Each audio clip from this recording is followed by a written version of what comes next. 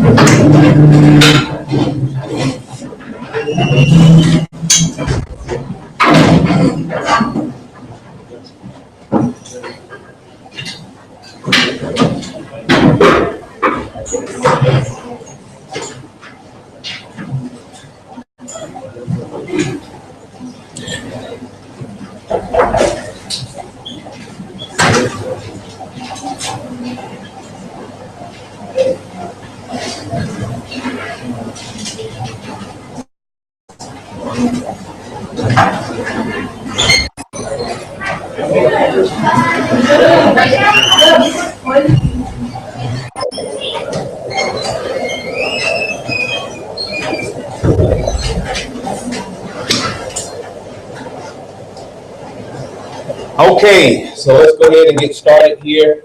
I need you to, of course, open your notebooks to the literature section. Today we're going to talk about the journal article.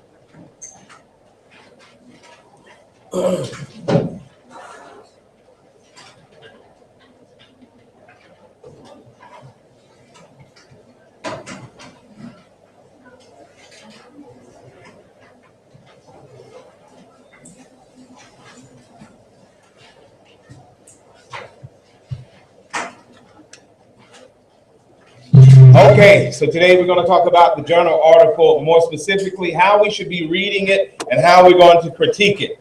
If you're having issues with seeing the journal article on the site, that's another issue that we can talk about at break.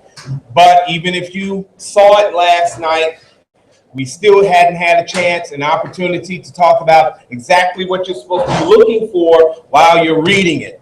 So let us do that now. Let's discuss that now. As I said before, these journal articles that you're going to be reading, and as it says in the title, is pretty much SAT preparation, because the information in these articles are, should I say, the reading level of these articles are exactly what we will find on the SAT. We already discussed that 80% of the reading material on the SAT is going to be nonfiction. It's going to be social studies, science, and other nonfiction type subjects or topics. So we need to start familiarizing ourselves with that type of material in order to get ready for what's going to come on the SAT. Okay, critiquing or writing a critique essay. The word critique. I'm going to give you my definition. The word critique, to critique is to judge something, to make a judgment on something, to look at it closely, pick out its parts, and then make a determination of whether it's good or not good, or some other determination that you're going to make. This is a critique. When we read something, we usually don't critique it. We're usually reading it for entertainment. And this is where you're going to have to start developing a different way of looking at something that you read.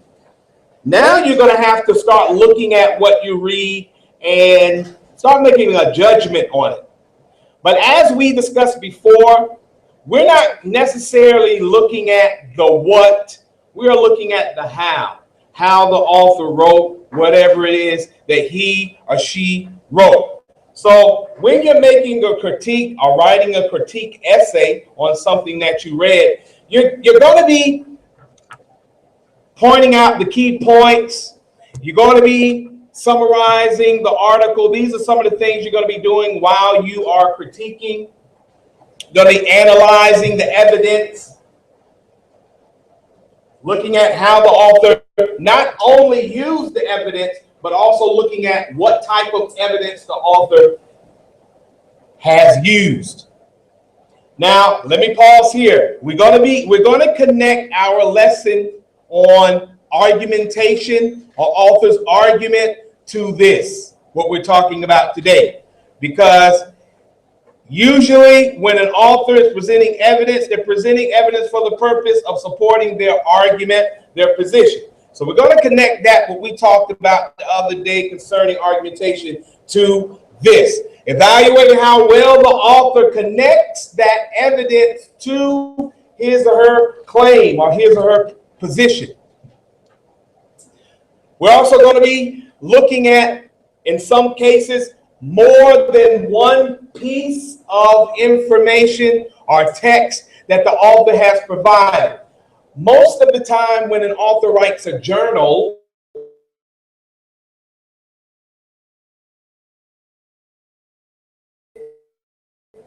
so they're going to not only write about what they found,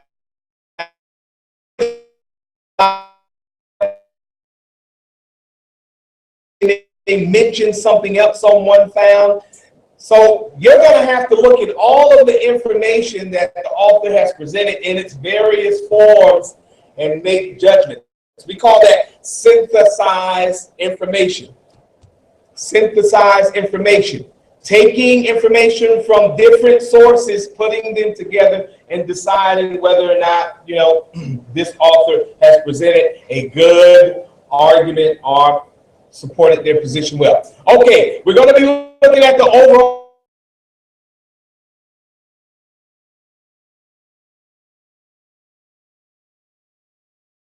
format of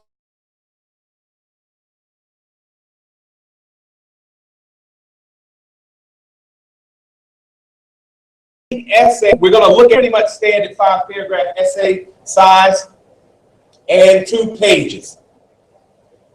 Not only are we going to be doing that in here, eventually, definitely by the 3rd quarter, but you are also going to be doing it when you write the essay for the SAT.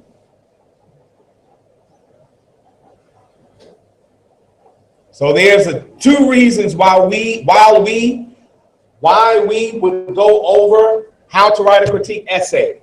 One, of course, is to satisfy the requirements for this course, and 2, to satisfy what you need to learn for the SAT. All right, so let's move on.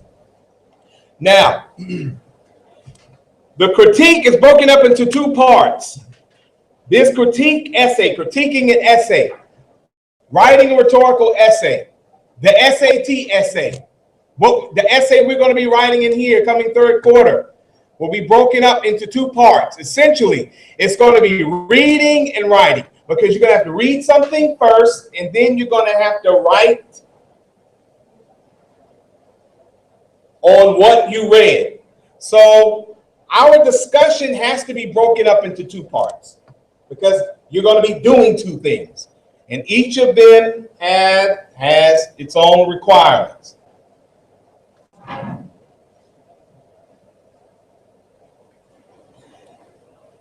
I wrote it big because it should be obvious. You can't skip a part.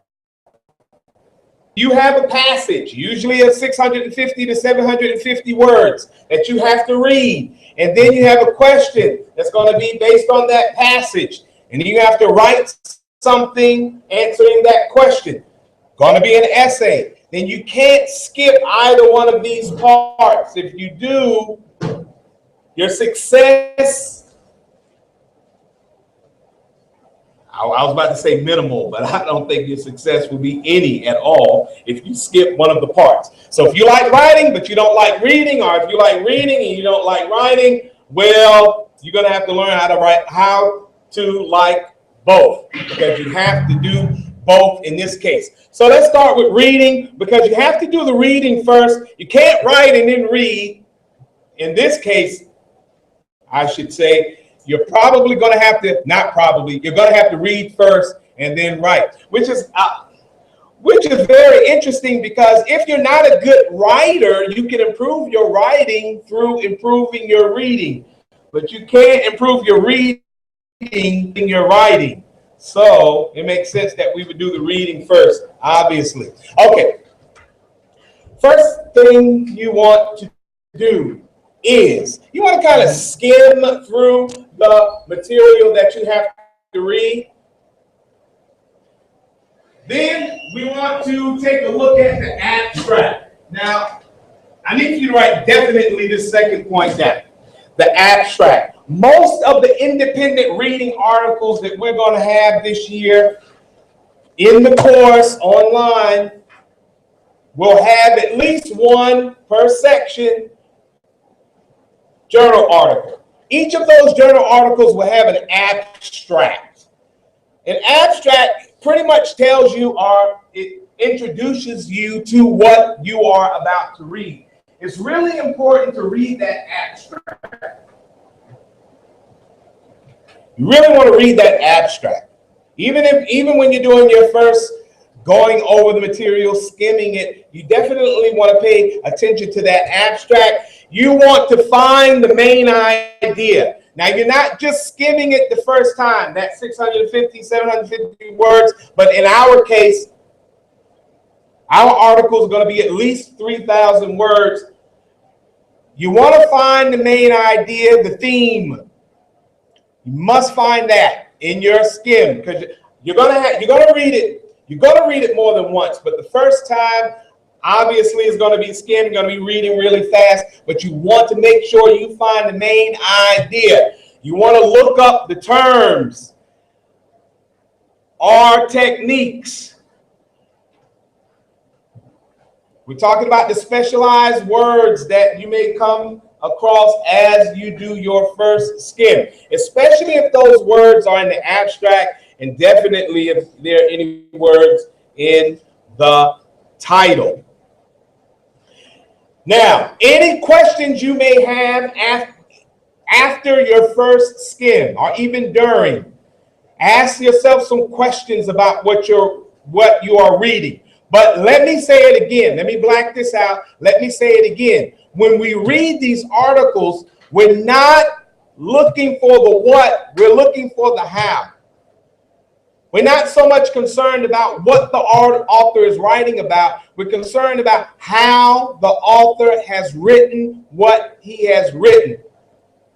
The techniques he used in order to persuade the reader to agree.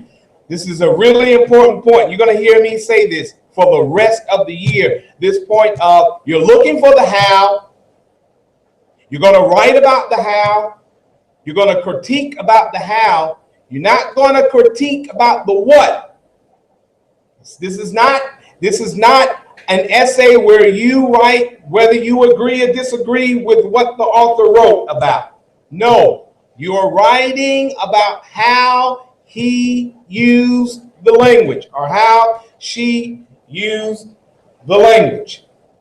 We clear on that? I know I said it before, but this is a point I'm going to have to keep emphasizing because this is the very point that will cause you to get a 0 on that rhetorical essay on the SAT. So, okay, so I'm going to mention it again. Obviously, I'm going to mention it again. Okay, still dealing with reading. Now you want to reread it. This is the next thing you want to do. You want to reread it. You did your skim. You read it real fast. And what is the average speed of a reader? You know, we talked about that last week. Does anyone remember what the average speed is? It was 300 words a minute. That's the average.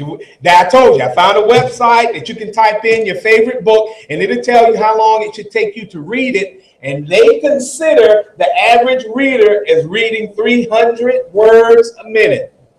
So that's, yeah. And that's the kind of reading speed that you need to be aspiring to approaching the SAT, because the SAT is a timed test. Time is everything. So now you're rereading this article or passage for the SAT, article for us, what we're doing in class. You're reading it for the second time. You're doing a reread. Now, this time you want to look at the text a little closer here. Yes, you want to pay close attention to the evidence and how the evidence is being used. You want to pay close attention to what evidence the author is using and how the author is using that evidence. Then, of course, you want to deal with the what. And when we're talking about the what here, we're talking about the kind of evidence. We're talking about the features of support. And we discussed this last week, features of support, author's argument. And the features we're talking about here are the techniques that the author used in order to persuade the reader. Now, I gave you 3 terms last week: logos, ethos, and pathos. And you're going to hear these terms a few times this year. But according to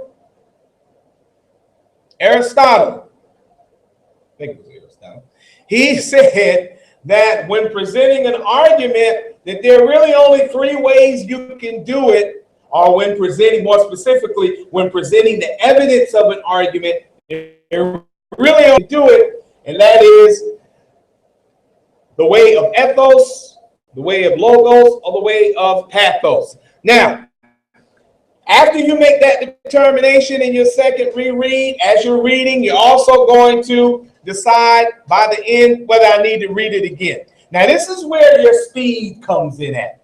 If you're up to that 300 words a minute, you may have the luxury of reading it for a third time.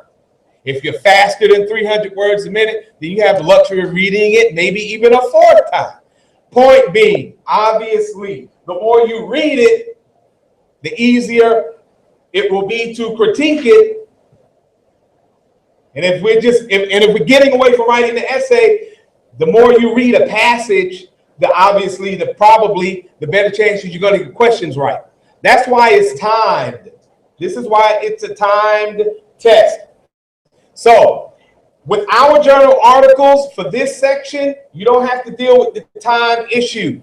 But the next section, you may have to deal with the time issue, because I may be bumping you up with the 11th and 12th grade, because they have 80 minutes to read that article and take a test on it all at the same time. So I may be pushing you up there. So this time, enjoy the article with no time limits. So take advantage of reading it multiple times. That's the point that I'm trying to make sure you understand it. Now, the material is probably higher than what you're used to, but keep in mind while you're reading these journal articles that it's the level you're supposed to be. Now, it may be higher than what you're used to, but it's the level you're supposed to be.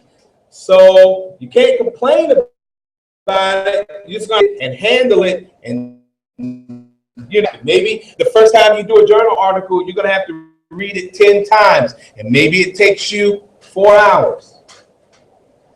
That's the kind of struggle that you're going to have to get past and get beyond, because you got to do it. Okay, still dealing with reading here. Now, before you begin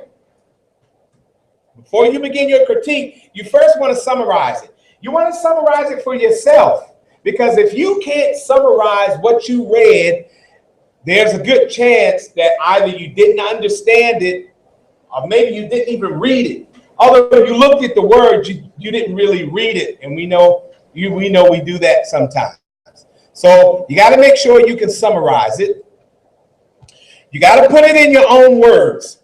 This summary has to be in your own words. So that means that you're not going to look at the article while you're writing the summary. You're just going to summarize it without looking at it. In that summary, you're going to be taking out the essence of the summary. You're going to squeeze out the essence, the theme, the main idea, the important points. This is how we do a summary. And I just mentioned the important points. Making your summary clear. If it's clear to you, then there's a good chance that you did read. So make sure that the summary is nice and clear to you. You prove to yourself that you have actually read this journal article. Then read it. Does it make sense? Now, when you read your own summary, don't go back and read what the journal article. Just read. See if you can understand the journal article from the summary you made. These are ways and techniques that you can use to test yourself, test your ability to remember what you read, and test your ability to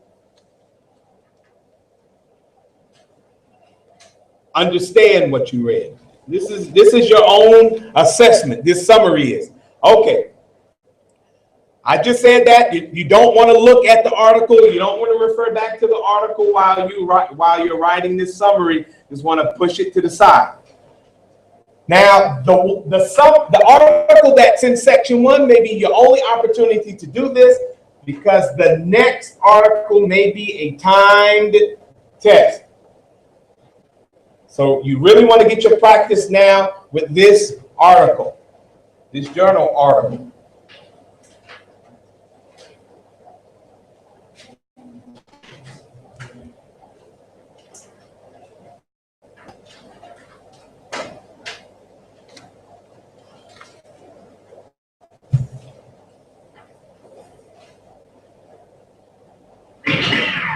Okay, still dealing with reading, still dealing with writing a summary. In your summary, you want to ask some questions. You want to ask questions. You want to know, what is the main idea? Now, of course, these questions you're asking to yourself, and yourself should be able to answer the question. What is the summary? What is the point of view of the author?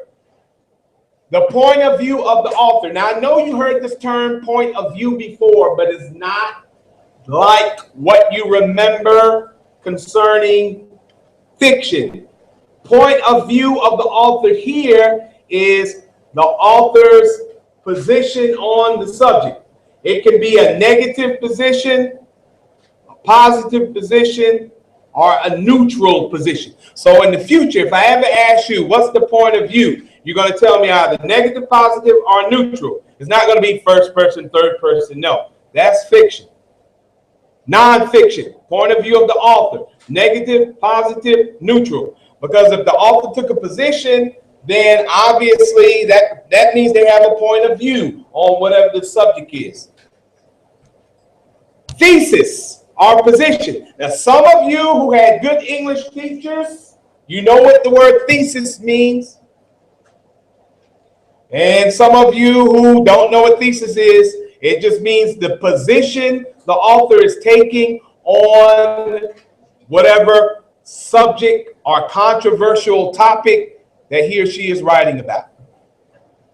That's what thesis means. But every author, when writing some type of argumentative text, like a journal article, they have to have a thesis. Just like you have to have a thesis when you write an essay. Yes? Raise your hand if you heard this word before, thesis. Okay, good. So you had a teacher who told you about that. Excellent. So we talked about features of support yesterday. Or was it? No, last week when we discussed literary devices, elements, and techniques. Features of, and I threw these terms at you: logos, ethos, and pathos. And we're going to talk about more. We're going to go into more detail about them later. But we discussed them last week. So what is the difference between thesis and point of view? The thesis, the point of view is the author's position on the text, but he didn't state it in any detail. You can just tell this, he has a negative position on it. The thesis is a 1 to 2 sentence statement where he goes into detail about his position and he tells you how he's going to support it. He actually makes a list of things he's going to mention in his or her essay on how he's going to support his position. So in the thesis itself, you can get the point of view. You should be able to get the point of view in the thesis. But also in the thesis, you're going to get exactly how he's going to support his point of view or his position. Okay, so features of support, ethos, pathos, and logos, and we're going to be looking for words, phrases, and different aspects of language that the author uses in order to convince the reader to agree. In addition to that, we're going to be looking for whether or not the author quotes other sources, other people. We call them citations. And I'm hoping that this is not the first time you heard this word citation. Raise your hand. I'm just curious. Raise your hand if you're familiar with the MLA format. MLA, you ever heard that term? MLA? Not NBA. All right, anyway, specific evidence or general evidence is definitely also a point that we want to make as we're reading. Is the author using specific evidence or is the author using general evidence? So these are the questions that we want to ask and answer. If you don't answer the questions, it's not really a lot of help for you. You want to ask it and answer it at the same time in your summary. It's going to help you when you start writing the critique. We got all the questions there? We did? Okay, all right.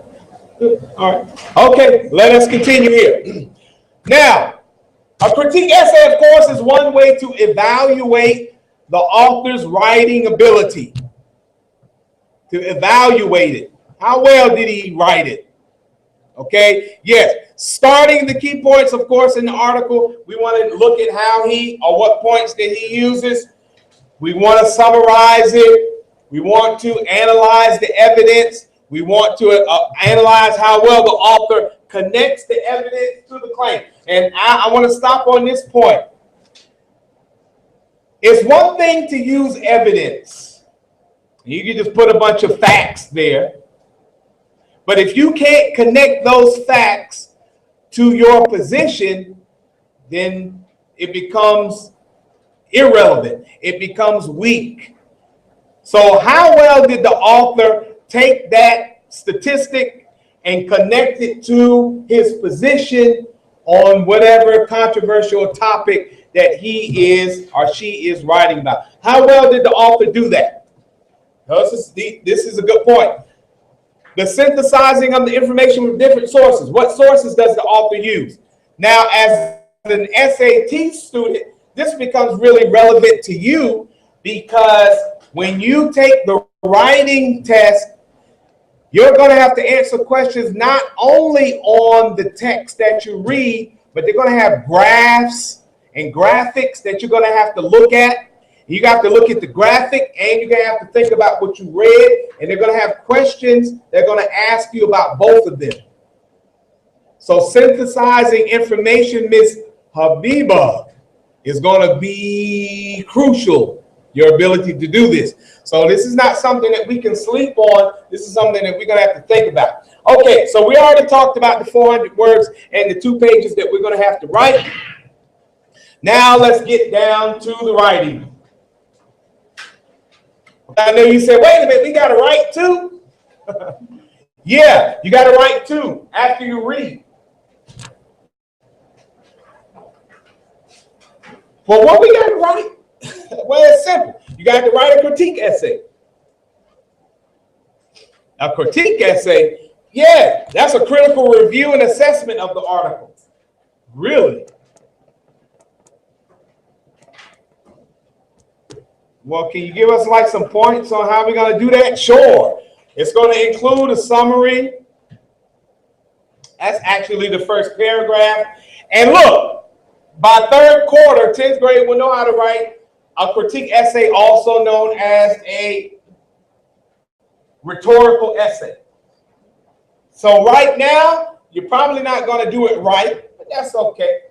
You're just being introduced to it. By the end of 3rd quarter, you're going to be a perfectionist at it. That's how I like to look at it. 10th grade last year, in the same position you were in, but by the end of the year, no problem. Excellent. First paragraph is going to be a summary. Then you're going to include your own analysis of the article as you continue to write. But you're going to have to know the article like the back of your hand. Maybe less, a little less than the back of your hand.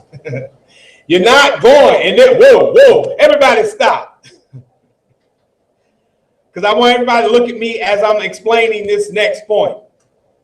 Because this is how you get a 0 on the essay on the SAT. This is how you get a 0. Do not include your personal opinions. You don't have an opinion on what the author is talking about. It could be something you feel strongly about, like teenagers and privacy on the internet. The author may not agree. Maybe the author is writing that teenagers should not have privacy on the internet. All their passwords and usernames should be in the possession of their parents. I can't. Oh, yeah. No, that's not. If you do that, you get a 0. It's not about whether you agree or disagree on what the author is writing about. This essay is about how the author presented the evidence to support their opinion, not your opinion. This is a really important point. I want you to circle that point when you write these notes. Okay, so you're gonna, though you can't put your own personal opinion, you're still gonna have to distinguish your thoughts from the author's words. And this is where the MLA format comes in. And this is what we're going to be learning in 2nd and 3rd quarter, how to, do that, because we have to do that. We can no longer, I'm blacking it out. We can no longer copy and paste. The days of copy and paste should be days of the past, things we used to do. Way back when we didn't know better. These days will not be about copy and paste. These days will be about distinguishing our words, our thoughts from others' words.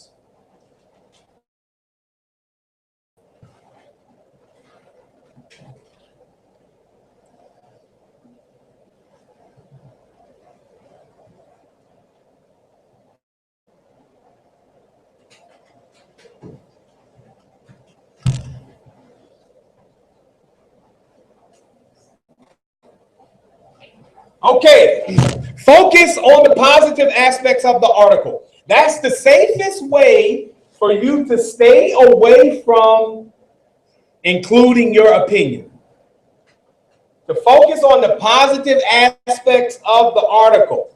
Then that way your writing or your critique won't seem like very opinionated, and then you won't get into this whole my opinion thing when you're writing.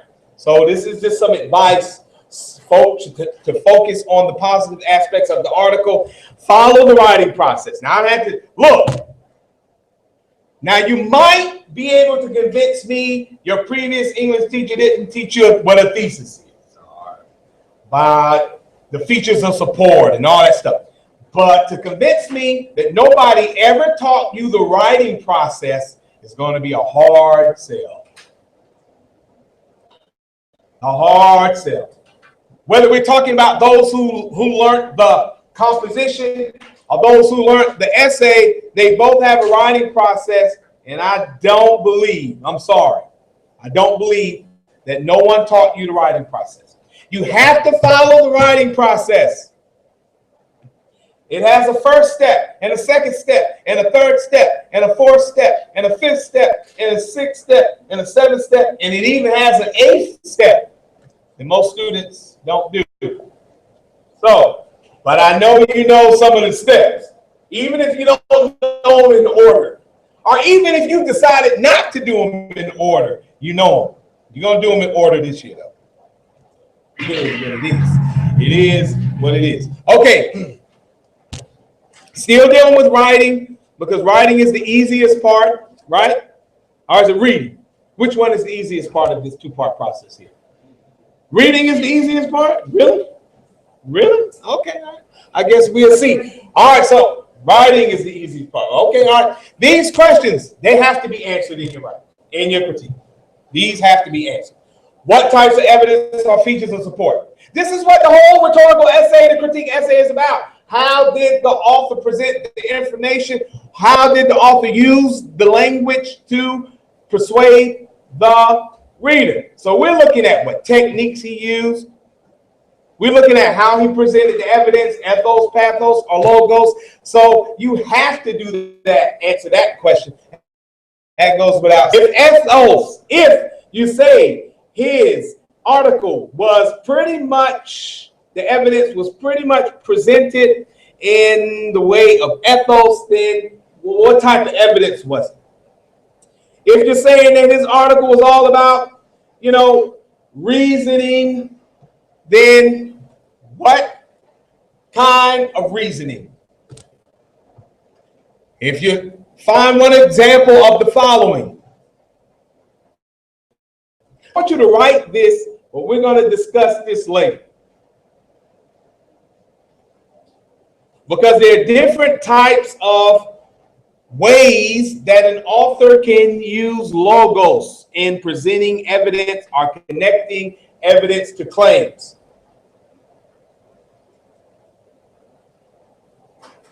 In actuality, these ways should not be done. But authors do it anyway, taking advantage of the reader.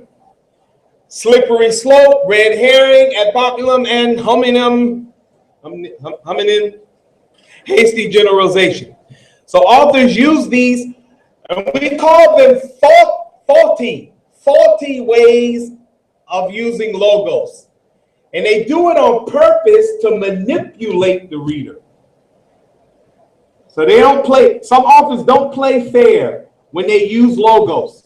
They use intentionally, they use it the wrong way to manipulate you to agree.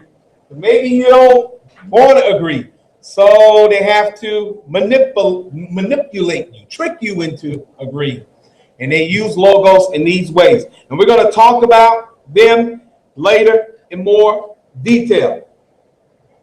Pathos. Pathos. This is when the author uses the language, uses the actual words themselves to the reader. He does this through the choice of words and through emotional language, language that will incite things like patriotism or hate or animosity. And the author uses that if he mentions this word here or mentions these sets of words here, that the reader is going to agree because he doesn't want to agree. Yes, yeah, I'm patriot. Yeah, I love my country. Yeah, what are you talking about? So as you're reading, you get this emotional reaction from how the author used the words together. Grammatical structure can also be used as a way to elicit an emotional reaction from the reader. Certain words and phrases can be used over and over again to, to get the reader to stand up and say, yes, or no.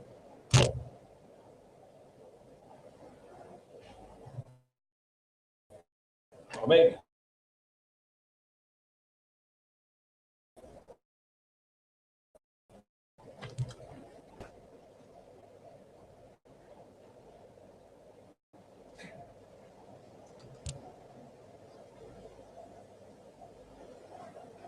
Okay, moving on.